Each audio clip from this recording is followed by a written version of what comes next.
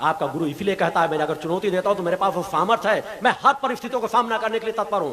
चाहे किसी तरह के रोगियों को लाके दे दे, मैं हाथ के स्पर्श के माध्यम से ठीक कर सकता हूं, या वो सभी धर्माचार्य एक तरफ खड़े हो जाए, या मंत्र शक्ति देखना चाहे।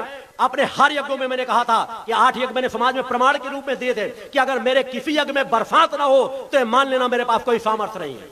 मैं जब जहां चाहूं वहां बरसात करा सकता हूं, भीषण चलती हुई बरसात को रोक सकता हूं, एक कोने में रहकर विश्व के किसी कोने की जानकारी दे सकता हूं, लोगों की हस्तरेखा देखकर पूरा भविष्य बता सकता हूं, उनके शरीर के किसी एक अंग को देकर के उनके भूत भविष्य वर्तमान का वर्णन कर सकता हूं, जो ज्यों की त्यों घटित होगी, किस पक्ष से मेरा सामना करना चाहेंगे।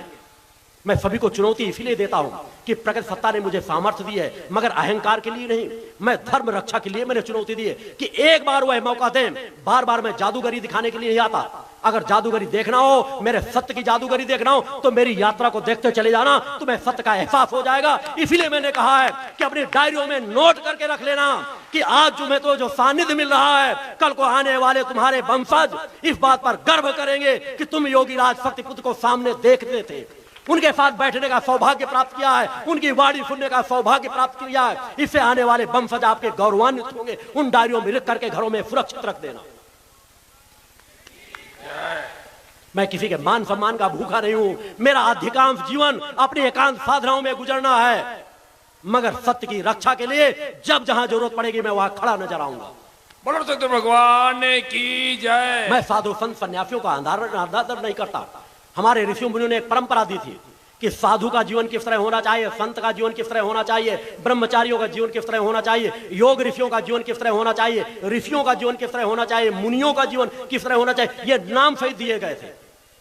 आज भी कई संप्रदायों में चीजें लागू होती। जैन समुदाय में आप लोग देखते हो कौन मुनि बनेगा, कौन क्या बनेगा, एक परंपरागत धीरे धीरे। मगर यहाँ बड़ा सा बड़ा बेईमान आपके पास 10-20 लाख खर्च करने के लिए संतों के समूह के बीच हो, चाहे आप शंकराचार्य की उपाधि ले लो, चाहे जिस चीज की उपाधि ले लो, सब उपाधियां बांटी जा रही हैं। अंदर से शून्य होंगे, अपने शून्य को भी जानने की क्षमता नहीं है। मगर ब्रह्म ऋषि, योग ऋषि, धर्म सम्राट, नाना प्रकार के संबोधन। साधु हो साधु बन जाओ, मैं तुम्हारा सम्मान करता हूं। संत हो संत बन जाओ, तुम्हारा सम्मान करता हूं। कथावाचक हो, कथा सुनाओ, तुम्हारा सम्मान करता हूं, मगर लुटेरे बन करके नहीं, लोभी लंपट बन करके नहीं। खुद उस कथा का सम्मान करो, कथा सुनाओ, मगर इस लालच से नहीं कि हम दान दक्षिणा लेने के भाव से आए हैं, कि तुम्हारी निगाहें क्यों लखपति करोड़पति लोगों में हो, उनकी जेबों में हो, क्यों दान दक्षिणा दे दे, उनके लिए हम गुलाम बन जाएं। राजनेताओं का चरण स्थान धर्म के चरणों पे होता है। उन्हें अपने सिंहासनों, अपने मंचों के सामने बैठाल करके तुम आप धर्म का अनादर कर रहे हो। मैं टोकता इसलिए हूं, हमारी राज सत्ताओं से जब से इस चीज का अनादर हुआ तभी से समाज का पतन होता चला गया। राजाओं को आवश्यकता होती थी, वो गुरु चरणों में उपस्थित होते थे, मगर आज धर्मगुरु राजनेताओं के एक बुलाव में उनके चौखट में पहुंच जाते हैं। किसी के अंदर सामर्थ्य आई, वो मंत्री मिनिस्टरों की चाटुकारिता में पूरा जीवन गुजारने लग जाते हैं। धर्म सभा चल रही है, कोई एक मुख्यमंत्री आ गया, उस मुख्यमंत्री अब अध्यक्षता इस सभा की मुख्यमंत्री महोदय करेंगे। ये रिकॉर्डिंग मेरे पास रखी, अगर मैं कहता हूं तो स्थूल सब चीजें प्रमाण में सजो करके भी रखता हूं कि समाज देख सके कि किस तरह धर्म का आज अनादर हो रहा है। धर्म सभा का अध्यक्षता का भार कोई मुख्यमंत्री करे, इससे बड़ा अनादर हो कुछ नहीं हो सकता।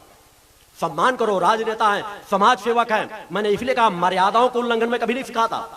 वो समाज सेवक हैं, उनको आगे बैठने का प्रमुखता दो, सम्मान करो, आदर रखो अगर वास्तव में वो समाज सेवक है।